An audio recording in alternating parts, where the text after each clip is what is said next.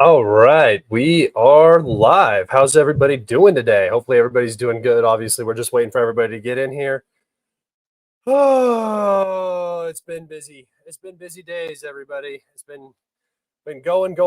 So it's good to see all of you again. I'm happy that I get to do a live stream today. I've been itching to do one. I feel like it helps me work out a lot of my ideas about the war and stuff. So I really do appreciate everybody coming and joining me today. Wherever you guys are from, go ahead and drop those in the chat. I always like to see where we got people listening from. I'm going to go ahead and retweet my live stream real quick. Boom. All right. Portugal, Czechia, Belgium, Colorado, Poland. It's so cool that there's people in here from all over the place. It's one of those things that I always forget because your world just kind of gets small, and things are going on outside of your world, but it's so far away. It's just distant, and it doesn't seem real sometimes, but it's cool. Let's see: Switzerland, Denmark, Netherlands, Midland, USA, South Africa, North Korea, doubt, Czech Republic, Moscow, Serbia, Casa Bonita, South London, Moscow, Arizona. We got a lot to talk about today, guys. We have a number of strikes that we're going to talk about. We have some decent Russian advances that we're going to cover. We have a situation in New York that it's very weird.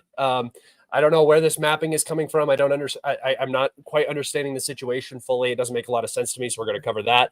If you notice the title, regime in chaos, the Zelensky regime has seen 6 high-level resignations over the past 48 hours. So their government is turning in their resignations. It's not a good sign.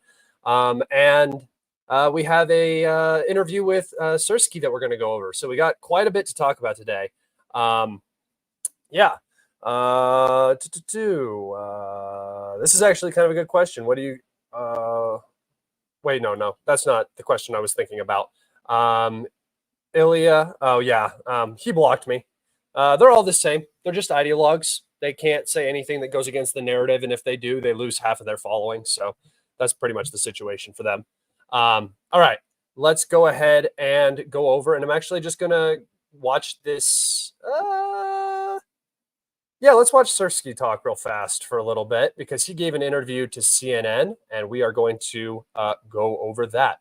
Before we get started here, guys, let me remind you that you can follow me on Telegram, Twitter, and Patreon. You can find those links in the description of this YouTube video.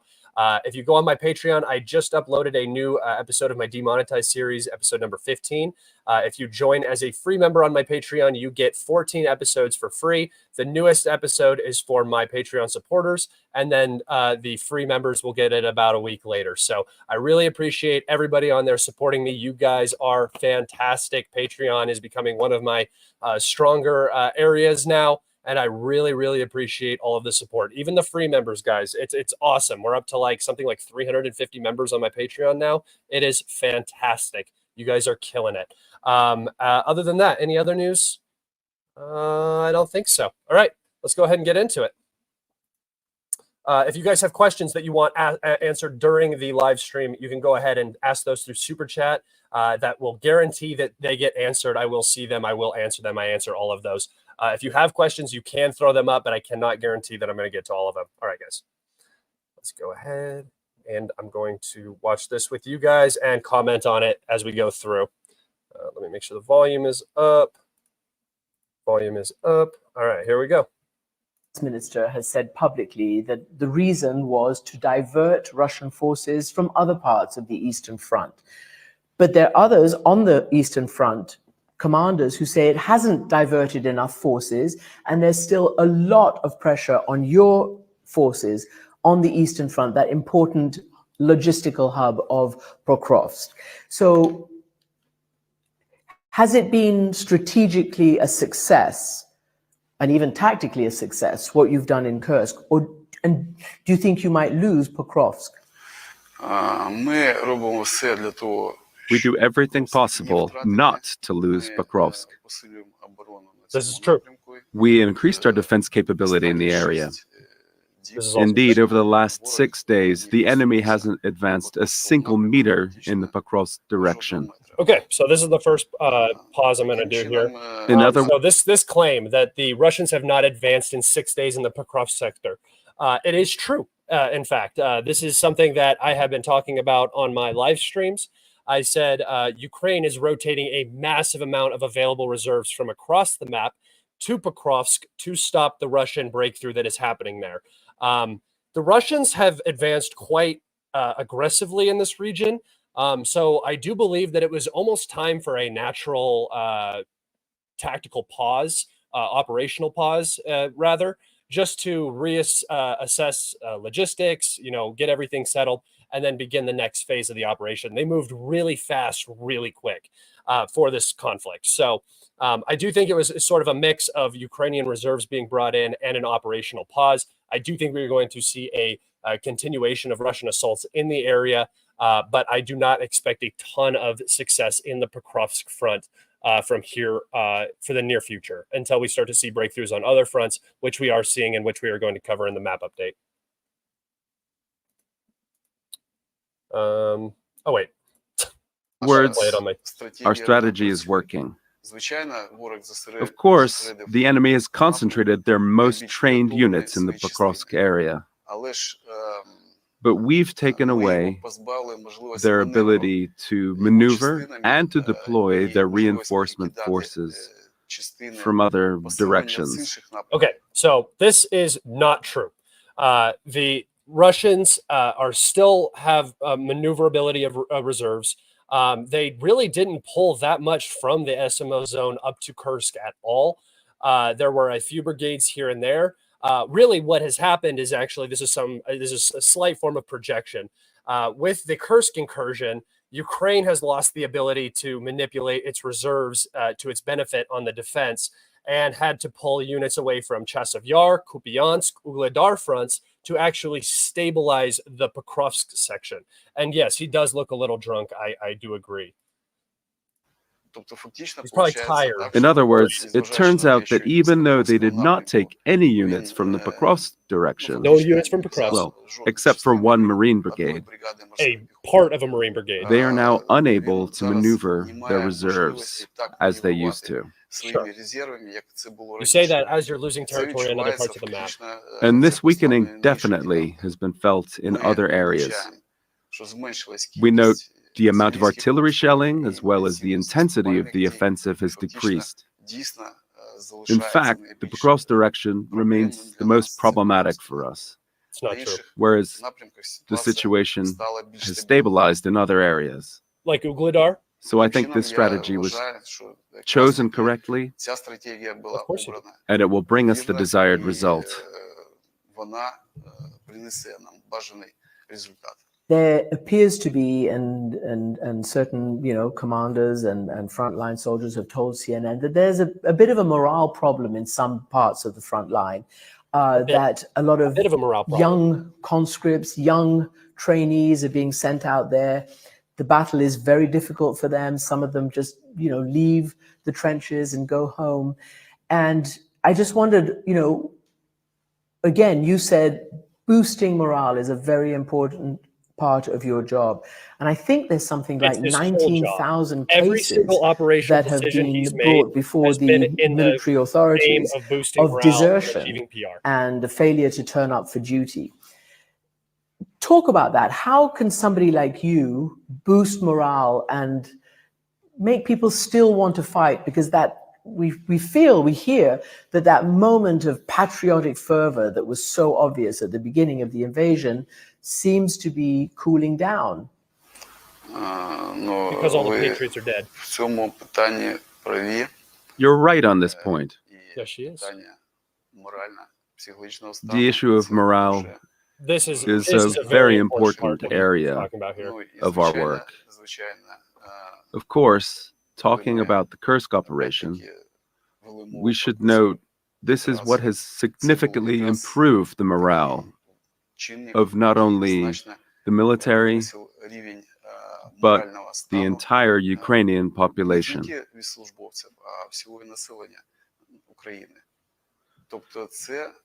It was and still is an incentive that has boosted the morale of our servicemen, Speed this up a little bit. their thirst for victory. That's the first of all. Secondly, speaking of the training, of course, everyone wants the level of training to be the best. So we train highly qualified professional military personnel. Here we go, listen to this. At the same time, the dynamics at the front require us to put conscripted servicemen into service as soon as possible. Okay, pause, hold on. You are training highly qualified professional personnel to go fight, but you need them there as soon as possible. You need the conscripted men there as soon as possible. How does that make sense? That does not make sense. It takes 6 months to train a green soldier, right? In the United States, at least, up into some form of combat. That is why we conduct a compulsory basic military training for at least a month. At least a month. And qualified training, which is at least 2 weeks a month. 2 weeks. I want to know, they're getting you as commander, do you go to the front lines? Do you go to the trenches? Do you talk to soldiers there and that's commanders? an omission beyond. What do they say to you? Because I know some of them have been there for more than 2 years. They barely get rotation. They don't get to see their family. There are these glide bombs, these terrifying things, Half of that is and the drones, and there's just so much. I mean, it's almost World War I kind of, attacks on them in the trenches, and they're there for a long time with no real hope of rotation. What do they say to you when you go to see them and talk to them? First of all, we speak the same language. Russian. We understand each other, no matter who I'm talking to, whether this is an ordinary soldier, a rifleman, for example, or a brigade commander, or a battalion commander. You know that I have been in this war since 2014. And over the last 2.5 years, since the beginning of the full-scale aggression, I've personally been participating in combat operations as the commander of the operational and strategic group. Now I am the commander-in-chief of the armed forces of Ukraine. In other words, the front line is my life. We understand each other. I know all the problems that our servicemen, soldiers, and officers experience. Yeah, so that's that. I know that was kind of long, but I feel like it's very important for everybody to really listen to the actual people in charge talking, because they make statements and there's always truth. There's always valuable information you can get out of that. Kalibrated said he speaks the most broken Ukrainian I've heard. Yeah, that's because he doesn't speak Ukrainian, and neither does Zelensky. They had to learn it because they all speak Russian, because that's the language that's spoken Ukrainian most frequently, especially in the places where these guys are from. So he's Russian, his parents are Russian, and Zelensky is from Kryvyi Rog, which is a predominantly Russian-speaking region. So, or at least like 50-50, I think, somewhere in there. So yeah, that is I just specifically the training. 4 weeks for basic boot camp is not enough. That's abysmal. 2 weeks for specialized training is a complete joke. You're not making specialists. You're not making even infantrymen with 6 weeks, let alone 4 weeks. And honestly, are we really going to take him on his word that every single soldier gets 6 weeks of training when he previously, just before that, said we need these people as fast as possible? I find it difficult to believe, to be honest. But even what he says, him trying to sugarcoat the situation, doesn't sound like anything's going particularly well. He still says Pokrovsk is the most difficult direction, even though they've lost about 100 square kilometers across the map over the last 72 hours or so. So there's a lot happening, and he's not obviously going to admit all of that. He's staying on narrative. But let's go ahead and head over to the map now, and we can talk about what is going on in the good old Ukraine. Okay, so first and foremost, let's start in the Kupiansk sector. here, where the Russians have advanced through the forestry west of Liman Pershi and west of Senkivka. This forest is a Ukrainian stronghold. It has been very difficult for the Russians to move through. Securing this chunk right here is actually quite a big deal. It might not seem like anything important, but the Ukrainians use this for the protection of Kupiansk. So as the Russians move through this and create an encirclement of this forest and make it difficult for Ukrainian logistics to get in here, the Russians will approach the city at a quicker speed. The end goal here is to cut this highway and enter into Petropavlivka. Once that is done, this entire salient will end up collapsing due to logistics constraints. It's why Senkivka is so important, and it's why this advance here was such a big deal. All right. Moving down now to Chasev Yar and the Bakhmut Kleshchivka area. The Ukrainians have retreated off of the high ground. I am going to go ahead and take us over to the topographical map and show you guys what I'm referring to here when I talk about the high ground. But this was a strategic high ground. The Ukrainians fought for this particular piece of land, like this area right here, through most of the summer 2023 counteroffensive. So if you guys remember, it started in Robotny. That ended up failing. They moved over to Velika Novosilka, that ledge. They had a little bit more success there, ended up stalling. And then Syrskyi actually took a chunk of the Ukrainian reserves for that counteroffensive and conducted a counteroffensive in this area to push the Russians away from Ivanivsky and back out of Kleshchivka, where the line stabilized right here. But the Ukrainians achieved the goal of securing this hill, which was, again, probably one of the biggest strategic or tactical, maybe, accomplishments of the Ukrainian counteroffensive. And I know it sounds funny. Oh, they got a little hill. But in reality, it delayed the Russians for a very, very long time in this region. And it was actually worth the resources. Initially, I was critical of this plan, but it was very clear that the Ukrainians were not going to do anything in the south during that summer offensive. So transitioning, actually securing something that delays the Russian advance on Chasev Yar, which is a very important city for the Ukrainians, is in my book a win overall. All right, they lost a lot, but they accomplished something. And I have my issue is when you lose a lot and you're not even going in a direction where you can accomplish something. Losses can be considered acceptable if a strong enough achievement is controlled, right? Or an objective is reached. So coming over here to the topographical map, you guys can just see this is where the Ukrainians have just retreated out of. So they have just sacrificed the high ground, which means that they will likely have to sacrifice this high ground. It probably has already been sacrificed along with this high ground here south of Andrivka, basically everything on this side of the canal. And you guys can see why the canal, defending the canal here is so important, because this high ground, if the Russians are able to cross and make it onto this high ground and into Stepochki, this is what I was talking about through the entire summer, basically, about how the Russians could really put a lot of pressure on the Toretsk, New York salient.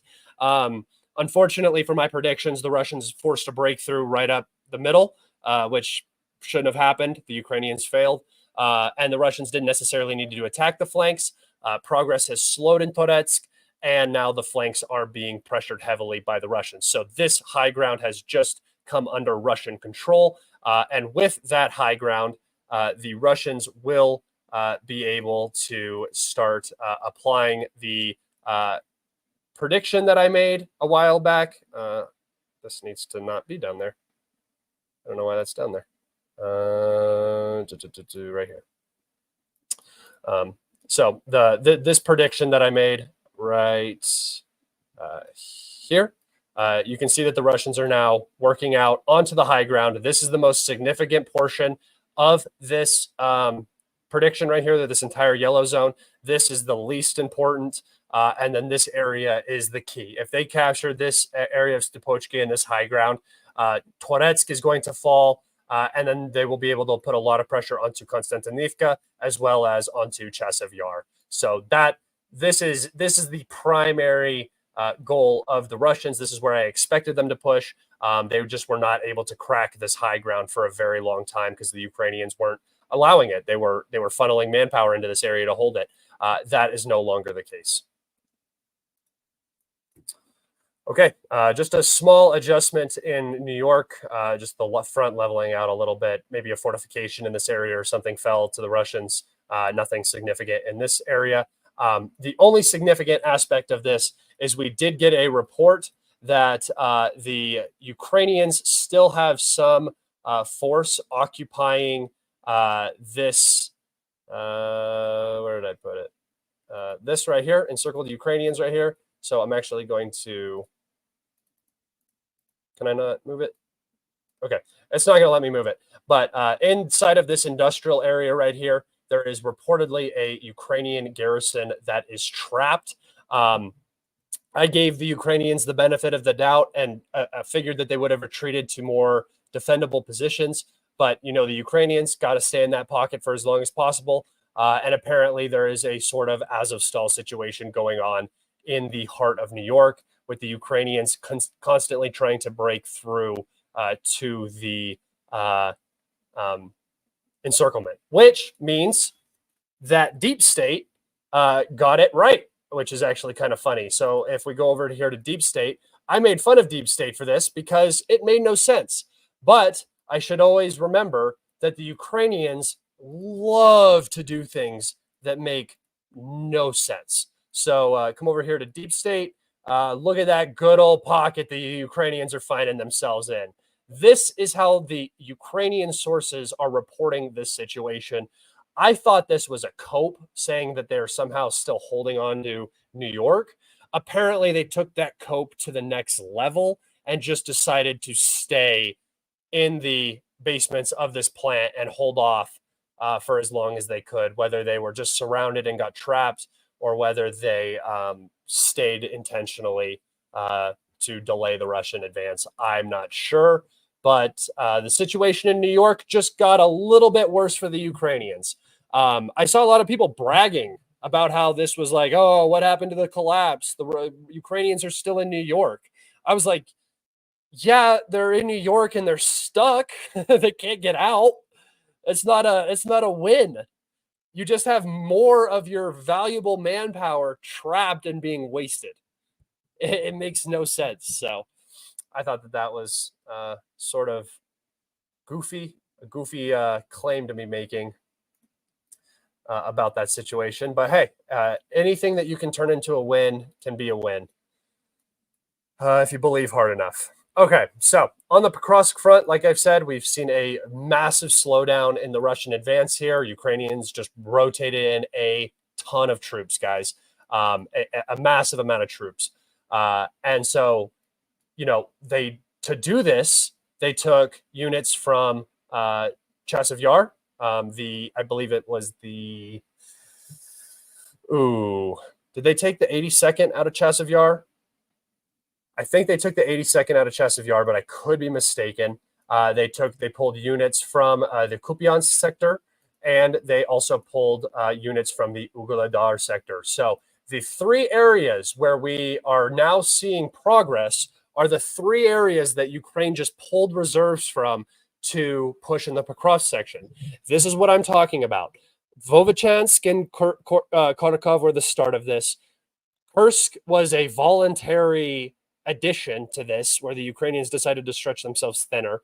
And now Pokrovsk is forcing the Ukrainians to move reserves all the way back and over from other areas, sacrificing security on other fronts to reestablish security in the Pokrovsk sector. Because, like I said, if Pokrovsk falls, it has 6 highways going in every single direction. It has a highway from Donetsk to Pokrovsk, and then it has a highway to Kramatorsk, Plovrahad, everywhere, Zaporozhye, everywhere. They're just if the Russians make it to Pokrovsk, the east is basically done for Ukraine. And this is why I said that the Russians were going to go here. This is why this was my prediction. This is a key hub, guys. This is so vital to the Ukrainians, not because of what it's doing, But because if the Russians gain access to it, they're going to go behind Konstantinivka, they're going to go behind Kramatorsk, they're going to be able to go up here into this open area behind all of the defenses. They're going to be able to push to Povarhad, push into Dnepropetrovsk Oblast, secure the entire southern flank, probably do some damage to this Zaporozhye front. This is it. This is the last bastion. This is the bulwark. This is what the Ukrainians need to hold. The Russians know that. So what are the Russians going to do? Fix Ukrainians in this position and collapse the front everywhere else. And that's what we are going to see. And it's what we are seeing. And I'm going to cover that right now. So obviously, the Nevelsky Pocket, this is the oldest update here. But the Ukrainian defense line in the Nevelsky Pocket has collapsed. The Ukrainians are likely retreating out of this pocket. We just don't have geolocations. I expect this pocket to level out somewhere along this line down towards Krasnohorivka. As the Russians continue to push down from Zeleny Persha. But that the Ukrainians have to hold, basically from Pokrovsk down the Kharkove, they have to hold this entire line. And it's not going to be easy. It's going to be very difficult. Moving down to the Ugledar front, the Russians have advanced into the southern part of Vadyan. It is likely that Vadyan has become entirely gray zone, and the only Ukrainian resistance now should be back here in the number 3 coal mine. This advance is important because this is, again, one of the logistics areas for Ugledar. Now that it's being pressured, the rear of Ugledar is going to be pressured, and that's going to make things much, much more difficult. No progress here into the coal mine, other than reports that the Russians had secured most of the structure of the coal mine, the buildings. No progress directly in the direction of Ugledar. We had reports of a breakthrough by the Russians into the southern portion, but that appears to just have been a false report. And then over here, if you guys remember, we've had three very large advances, from Pavlivka over to Pershtikivka. So we saw this huge advance right here, and I'm going to show you guys sort of a diagram to give you perspective of what size this advance was. But here you can see this is 9 square kilometers or 9 square miles, and they have captured both the settlements of Pershistivka and Zoloda Niva. So again, the Russians are advancing, and most importantly, they are advancing along this highway, securing this logistics line. And I'm going to make a small prediction right now, guys. I see a lot of people talking about how Ugledar is the primary goal. I don't think Ugledar is really vital for the Russians anymore with this advance. I think that the Russians are looking further than Ugledar. Ugledar is just an obstacle right now. And once it's out of the way, the Russians will be able to continue. But I think that the primary goal for the Russians is going to be continuously pushing up this road, because it's divided by this river, right? So there are some crossings on the river, but nothing huge for the Ukrainians to utilize. It's sort of an isolated position. And I think that the Russians are basically going to be able to do something like this and just push right up into Velika Novoselka. Like this. I see a lot of people talking about the Russians going for, that looks funny. I see a lot of the people talking about the Russians going for this. Obviously, it's going to be down here. The Ukrainians won't be able to sit down here as this falls. But yeah, so I believe that this is going to be the goal. And I think it's pretty clear why this is going to be the goal.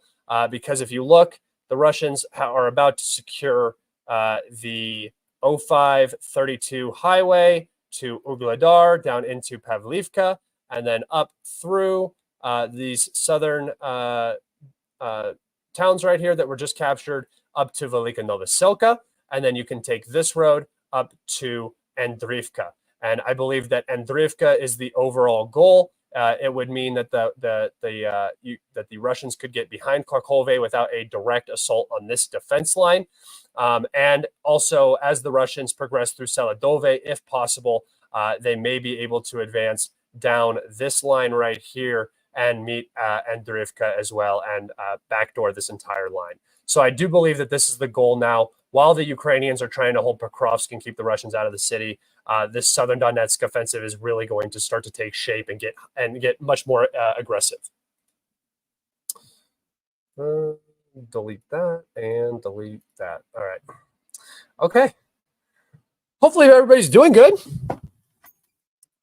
You don't think this will overextend logistics? No. The Russians aren't moving fast enough to overextend logistics. The Russians are only moving into areas where the Ukrainian army doesn't exist. They're not getting ambushed. They're not outstretching their logistics in any way. I mean, this area is not particularly strong for logistics. If anything, this is helping their logistics lines right now. By securing these highways up here and over here, I mean, there is a pretty large gap between the next logistics line. They have to go all the way down and around. Once this is secured, logistics along this road is going to become much more easy. And then they'll actually shorten their logistics lines for future assaults. So no. Same with this. People talked about this extending Russian logistics lines, but now Russia has the E50 highway that they can use for logistics all the way up to Novohodivka. So not really, right? It was overextended when they were up here around Porhus because they were only using Orshitny. But once they secured this fortification and the road opened from Novoselika, Persha, across the Vovicha into Zeleny, logistics was not an issue anymore. So it just improved with the E50 capture, and it's going to improve even more greatly now that this pocket is closing and pressure is going to be completely relieved off the road.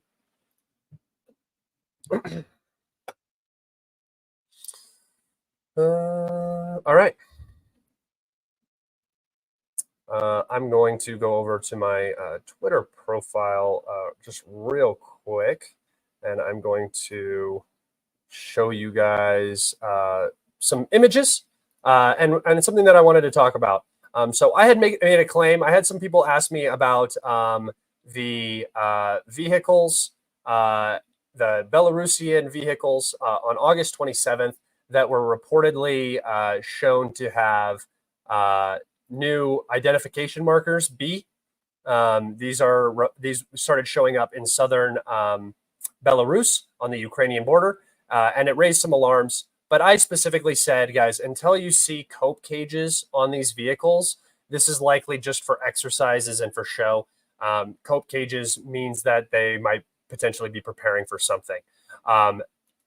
Then today, we got reports that the Belarusians have begun to weld cope cages onto their MLRSs, their armored vehicles, onto their Ural trucks, onto everything. So it's very possible that we could be looking at some operation involving the Belarusian military. If this was a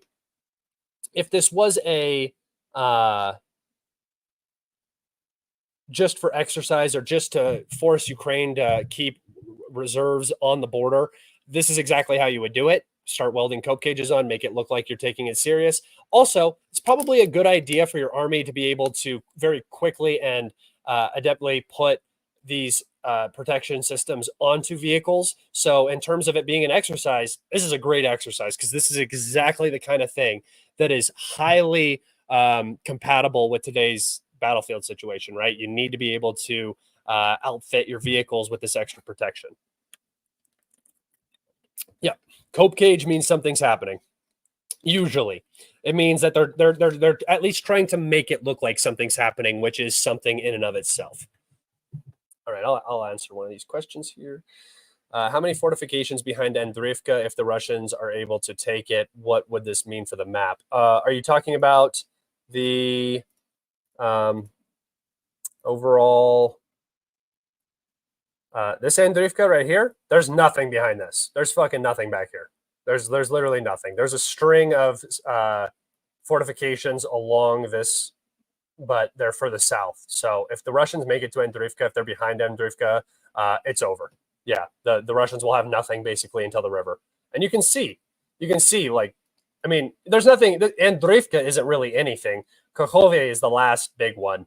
And then behind it, if the Russians just follow this road, I mean, what is really here for Ukrainian defense to stop them? There's no fortifications. There's no massive cities to, stage out of. This is maybe Papasnaya. This Propasnaya would be the next biggest city. But then again, like literally nothing from here to here. There's just nothing. It's just farmland. So that's the reality. All right. I have some articles that I want to read. So we'll get into that. Which one do I want to read first? Yeah, let's talk about the reshuffle. Okay, so Zelensky's government reshuffle. Who's who in Ukraine's new cabinet? So I just brought up this article just to get sort of a Western perspective. 6 Ukrainian cabinet ministers have resigned from their positions as part of a major government shakeup, meaning a swag of senior plum jobs are up for grabs. What a weird way to say that. You're in the middle of a war and you're experiencing massive resignations and you're treating it like it's a job opportunity. There's a bunch of high-paying jobs out there for whatever sorry sack has to take up that position. It's 1944, and you were just given a position in the war cabinet. 6 Ukrainian cabinet ministers, including the high-profile outgoing foreign minister Dmytro Kuleb, have resigned from their positions in recent days, sending handwritten notes to parliament that offered little explanation for their decision. I can tell you why. They see where this is going. They see the futility of it all, and Zelensky has become the man in the bunker. That's what this is. This is the final. This was the group that had his back through the last 2 years. You're talking about his people. They no longer believe in him. And he has to bring in yes men who are going to say, whatever you say, sir, that's what we're doing. That's what Syrskyi was. That's Zelensky was not that for him. And that's why he was removed, right? Cleaned up the whole counteroffensive thing, made it all nice little bow on top, and he got a yes man in that position. What you're seeing now is the exact same thing. Zelensky is now a tyrant who is just putting in whoever he wants because they're just going to listen to him. There's no outlook for the Ukraine's future. It's just about the regime's survival now. We are entering the most dangerous stage of the conflict.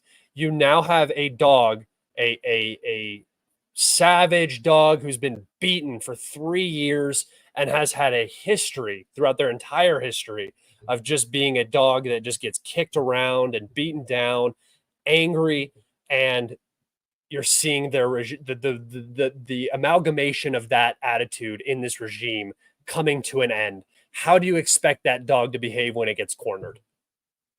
We're entering the most dangerous stage. Kursk was an extremely dangerous stage because I believe the primary Ukrainian goal was the nuclear weapons storage and the nuclear power plant to try to gain leverage. And that is an unhinged way of going about your diplomacy, if that's what you want to call it. What I really think they're trying to do is start a war, a much larger war to save the regime and to get the West involved. I don't think the West has any hope of doing that or any want to do that. But I am going to just read off who had it in their signature. So as I said, Dmytro Kuleb, Denis Maliuska, the Minister of Justice, the Minister of Strategic Industries, Alexander Kamishin, Minister of Environmental Protection and Natural Resources, Ruslan Strelets, Deputy Prime Minister of European and Euro-Atlantic Integration, Oleg Stefanishania. Go look up that one. Go look up the Deputy Prime Minister of European and Euro-Atlantic Integration. Deputy Prime Minister of Reintegration of Uncontrolled Territories of Ukraine, Irina Vereshchuk. That is an important one because that means that they don't have faith that they're going to be able to return any of the Russian-controlled territories. And Deputy Head of Zelensky's office, Rostislav Shuma. So A lot of high-profile resignations there. It's a very, very poor time to see these resignations right after the Kursk failure, right after the collapse in Pokrovsk. As the lines are beginning to buckle, all of the Ukrainian government goes and hands in their resignations. Very smart by these 6 individuals. Distance yourself, get as far away from it because you don't want yourself attached to this collapsing nonsense. And I believe you're going to continue to see this. They removed the head of the Ukrainian Air Force. They've had 6 resignations from high-profile cabinet positions. Guys, it's getting bad. This is the collapse that we talked about. This is the chaos, and it's only going to get worse. It doesn't seem like anybody has any inclination of negotiations or de-escalation. It only seems like it's escalating from here. They are high profile. The Ministry of Foreign Affairs, the head of the Ministry of Foreign Affairs, the person who's been interacting with the West throughout this entire conflict, that is a high profile resignation at a time when you need stability in your cabinet. Do you think the Russians might start dropping napalm bombs if the Ukrainians keep using thermites like they have the last few days? I don't know. I don't. If you're going for like defoliage, the Russians can just shoot thermite as well. I don't know why they would need to start using napalm. I don't even know if they have napalm. Question. What is your opinion on Poland training more troops and training in trench warfare? Training their own troops or training Ukrainian troops? If it's training Ukrainian troops, it's fruitless endeavor. It doesn't matter. If they're training their troops for that, it's smart, right?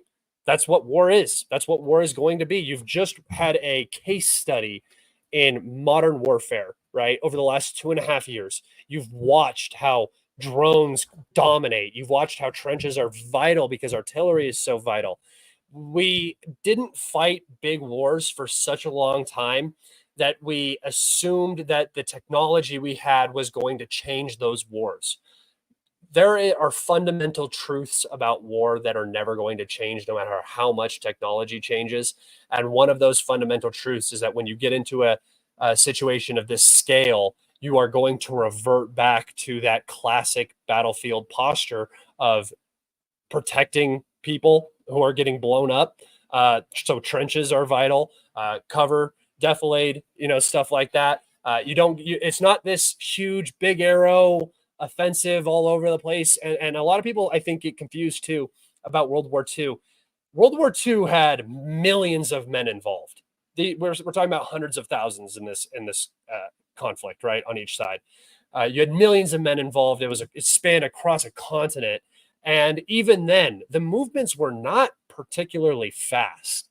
They were faster because of the scale. But if you compare the scale of Ukraine to the scale of Europe and the scale of the armies, the Russians are not moving particularly slow. There were a lot of slow years especially on the Eastern Front for the Germans. But we just assumed that war was going to be different. It's going to be this high-tech,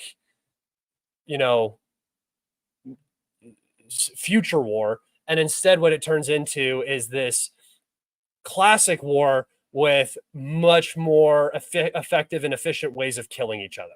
That's all that's changed. So it's a good thing that they're training their troops to dig trenches and to learn how to fight from a trench.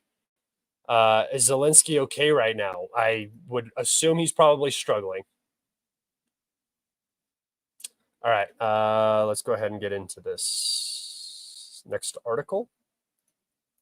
So that's a big shakeup for the Ukrainians for sure. All right, so here we go. Ukraine has achieved a lot in the Kursk offensive, NATO's Stoltenberg says. So again, coping. This is just pure copium. There's no other way to describe this. Everybody has said that it's basically achieved nothing. It hasn't reached its goals. So that this is nonsense, saving face here. Ukraine has achieved a lot in its Kursk offensive into Russia, but it's hard to say how the situation will develop next. Oh, like it might go bad? Like you're pretending because it's stable right now, like the Ukrainians aren't necessarily losing anything, that it's going good? That's what this seems like. NATO Secretary Jens Stoltenberg told reporters in Oslo on Thursday, only the Ukrainians can make the difficult choices that are needed, such as where to deploy their forces and what type of warfare is appropriate in this situation. We're not telling them what to do. They're deciding what to do. We're not involved in Kursk. I'm just going to translate this political bullshit talk for you guys so you guys understand what they're talking about. Russian forces are advancing in the east of Ukraine while Ukrainian troops have made a bold incursion, stupid, into Russia's Kursk region. So the Russians are advancing in the east, and the incursion that was supposed to change that failed, but it was still bold. Into Russia's Kursk region, where on August 6th, they launched the biggest foreign attack on Russia since World War II. And we know how that last one went, so good luck, Ukrainians. So that's the European perspective. Kursk is going good, but we didn't have anything to do with it, and they get to decide what they do, and it didn't stop anything, and they should probably pull out. It's a joke, dude. It's such a joke, and people are so stupid, and they just believe it. They just believe it. They don't think. People, everybody, every human being, it's so much easier to not think. Truth, knowing what is true about the world is kind of fucking miserable. And I think almost everybody can sort of agree on that. When you start to realize that everybody is, and nobody really knows what's going on, everybody is sort of out of control a little bit, and most people are just most situations is just degeneracy. It makes life more difficult. But so, what is it? Ignorance is bliss. Pentagon leaders head to Germany for talks on Ukraine military aid. So this is going to be a very, very important meeting. We're going to see really the stance that the U.S. is currently taking on Ukraine. I believe that this is going to be very telling of the future and what direction the U.S. and Washington is planning on going with the Ukraine project. Top U.S. military leaders will be in Germany to discuss Ukraine's wartime needs, as Russia has conducted one of its deadliest airstrikes in the conflict, and Ukraine presses its offensive in Russia's Kursk region. So we're going to talk about that as well, the most deadly strike. But yeah, this is just another Ramstein-style meeting where they're going to meet and they're going to talk about what Ukraine needs to win. Zelensky will probably be there saying, I need everything. And then he's going to end up getting nothing. And it's going to be a continuation of this slow pull away by the United States, something that I have been talking about for 2.5 years. We don't care about our puppets. We don't want our puppets. Our puppets are only good to us as long as they are useful. It's this. We have no connection to this land. We have no connection to the culture, the people, anything. We do not care. And you're seeing it.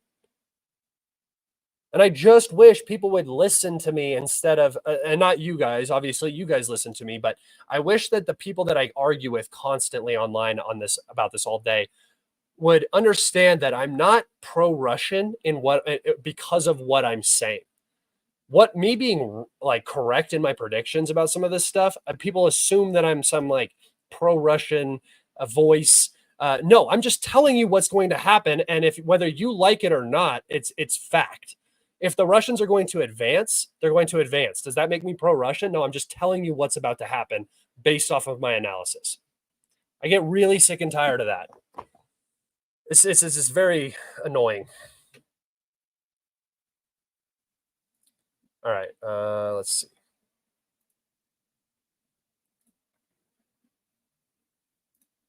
One last article here that I'm going to talk about, and this one is about the United States. So we're getting away from Ukraine specifically, but onto Russia and sort of the election stuff. So the DOJ alleges Russia funded U.S. media company linked to right-wing social media stars. So there was a shell corporation that had been giving money to some media outlets, and the United States is, the U.S. investigation claims that the DOJ investigation claims that this money was being funneled into these organizations to push a Russian narrative, right? So first and foremost,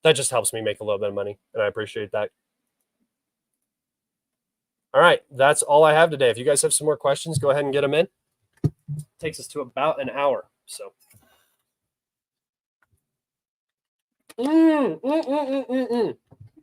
I forgot. Okay, so there was actually a major strike that the Ukrainians were not able to cover up. It was in Poltava. In Poltava, the I don't know exactly where it is, but the base, a basing, how should I word this? The housing for the 179th Communications Training Center was struck in Poltava. And we saw a mass casualty event.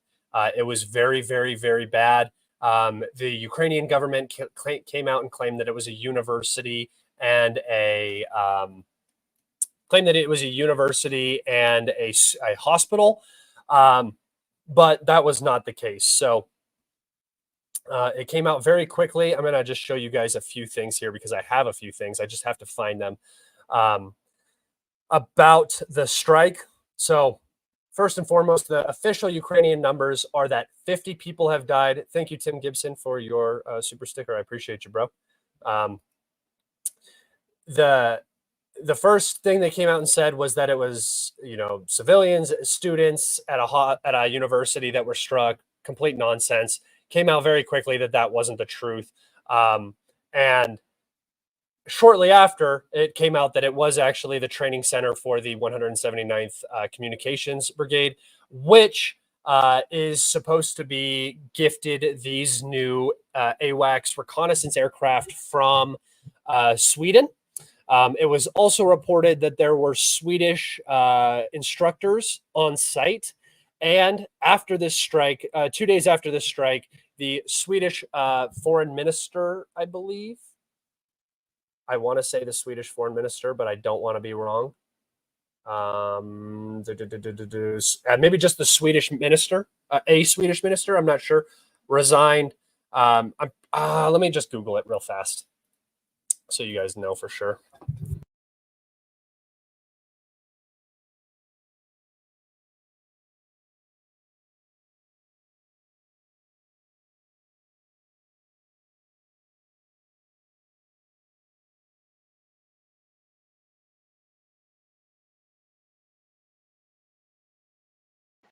So the foreign minister stepped down. Did my mic go out again? I moved it.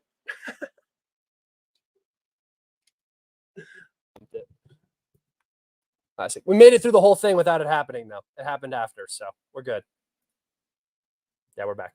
All right. Classic. Can't get through one without a mute, but that's okay. So, yeah. The foreign minister resigned for no clear reason, just handed in his resignation. And I do believe it's because some Swiss instructors were killed in this strike in Poltava. The Russian rules of engagement seem to have changed entirely. This was not some new structure that had just seen an influx of Ukrainian soldiers and then was immediately striked. No, this has been around and this has been utilized, and a bunch of these other facilities and hotels and other things like this have been utilized. But the Russians have seemed very reluctant to strike large Ukrainian troop concentrations. I'm not sure why. Potentially it's just the kill train is too long. It takes too long to get these things done. Doesn't happen in a timely fashion. Perhaps intel is better now. I'm not sure. But over the last 2 weeks or so, I've probably seen 200 Iskander strikes in the Sumy region, all over, up from Crimea on Dnipropetrovsk, Poltava, all over. The Russians are just striking. And this comes from a couple of different places, I think. Primarily, I have read reports that Russian units in the field, like frontline units now, the command has the ability, has Iskander launchers attached to the frontline units now, instead of being in separate missile brigades where communication takes longer to reach them, and then those missiles are fired at a later time. Now the frontline commanders gets targeting data and just says launch, right? And then they launch the missile. the strike happens. So we're seeing time on target is much more is much quicker, and these strikes are much more effective. That's why I think we've seen a steep increase in the number of HIMARS that have been destroyed, along with these concentrations of manpower. And we have seen multiple mass casualty events for the Ukrainians over the past couple of weeks. So this was a huge strike. I'm actually here. I'll go and show you some of the info on my Twitter here. Let me see if I can find. Yeah, so here was the claim. Here was the aircraft that were supposed to be delivered. And it was claimed that recently, I'll just read this post by somebody in Ukraine. Recently, I wrote about Kherson, where people honored the memory of the fallen defenders of Ukraine. Honestly, I deal with loss way too often. I feel other people's pain and help families get through it when they lose someone. But to be real, I've always been scared of the day when death hits close to home, when it's someone I care about. I have no idea how to handle myself, but I know I need to talk about it. Today in Poltava, my close friend died. He studied together at Linköping University. Friends from military volunteers said that the guy would hardly have been able to escape such a strong blow. They had been helping the Ukrainian guys for several months already. Rest in peace, darling. I don't know how many of ours exactly died, but we will always remember you. So no, I'm sorry, not a Ukrainian, a Swiss, maybe Ukrainian? I don't know. I actually don't know who I didn't see who this was. Let's see. Analysis, military strike, consequences, military strike, training center for communication, Poltava. Yeah. So I'm pretty sure this lady knew one of the people who were training on the training to operate this aircraft. So a very important strike, very big. I can't show the pictures because of bodies that are strewn all over the place. But if you guys go watch, not my current demonetized that just came out, but my next one, those will be included in that video. And then up here, I just wanted to show you the videos of a Ukrainian medic talking about this. И по поводу ситуации в Полтаве. Уже 8 часов вечера. На данный момент опубликовали только о том, что там погибло 41 человек и 180 человек раненых. Это все пиздеж. Так как на самом деле I know. погибших намного So hold on. больше. So just so you guys know, just for that other thing, I know that the lady is talking about a Swedish name of a town. I just don't know if she's Swedish or if she just knew somebody who was Swedish who came down and was operating out of the facility. I just didn't want to steer you guys wrong by saying that she was one or the other nationality without knowing. И раненых было 340. Откуда цифры такие 41 и 180? Куда запишут всех остальных? Ну, никогда никого не учит история, это которая была в Десне, в Николаеве, в Одессе, за 128-й бригады, и все повторяется вновь и вновь. So what she's talking about right there is the 128th Brigade in Nikolaev got hit by like 10 Iskanders, and it was supposedly one of the largest mass casualty events of this war, but we never got firm numbers on it. С этими шикуваниями, построениями. Ну, вы сейчас серьезно? Сколько еще нужно, чтобы погибло людей?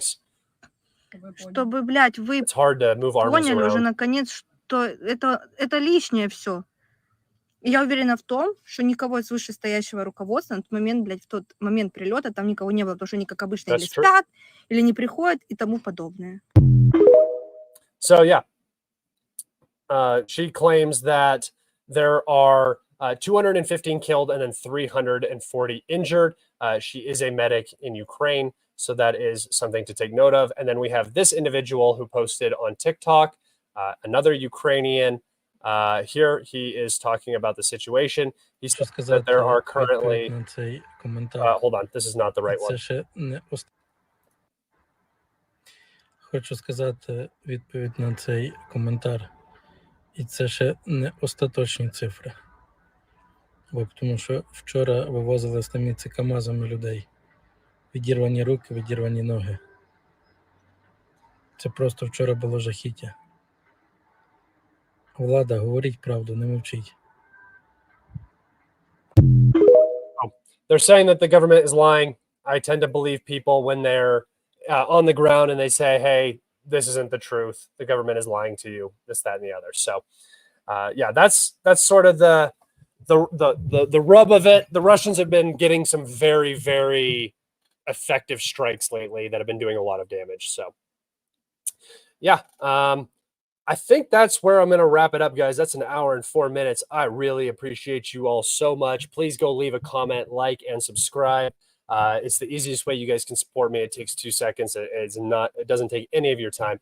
If you want to find more of my work, go to those links in the description. My Patreon, my Telegram, and my Twitter. You can find my content there at all times. And I just uploaded that new video on demonetized, so go check that out. And you can watch the old episode number 14, for free. It is also out. Take care, guys. Be safe, and I will probably see you on Saturday. I think I'll probably do my next live stream on Saturday. So be safe, take care, and make it happen. Go make something of yourselves, losers.